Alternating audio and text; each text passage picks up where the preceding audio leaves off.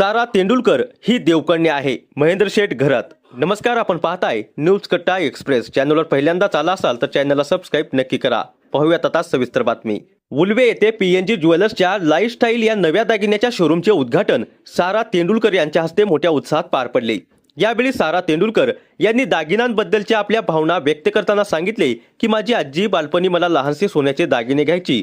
त्याच आठवणीमुळे दागिन्याची आवड निर्माण झाली. नवीन पिढीचा विचार करून तयार करण्यात आलेले हे लेटेस्ट दागिने तरुणाईला नक्कीच भुरळ पाडतील.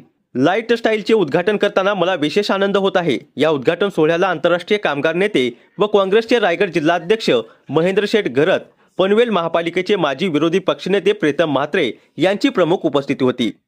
यावेळी बोलताना महेंद्र शेठ घरत म्हणाले, सचिन तेंडुलकर यांनी क्रिकेटला वेगळ्याच उंचीवर नेऊन ठेवले. ते क्रिकेटचे देव आहेत. त्यामुळे सारा तेंडुलकर ही देवकन्याच आहे.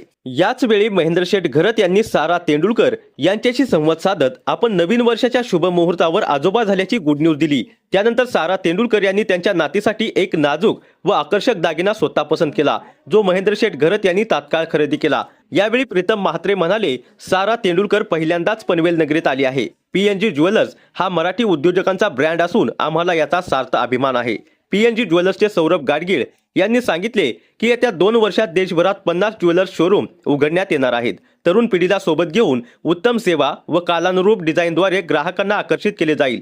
लाईट स्टाईल ही संकल्पना ग्राहकांना नक्कीच भावेल. या कार्यक्रमाच्या शेवटी सारा तेंडुलकर, महेंद्र शेठ घरत आणि प्रीतम म्हात्रे यांचा पीएनजी ज्वेलर्सच्या वतीने सौरभ गाडगीळ यांनी यथोचित सन्मान केला. अशाच नवीन अपडेट जाणून घेण्यासाठी आत्ताच सबस्क्राईब करा न्यूज कट्टा एक्सप्रेस.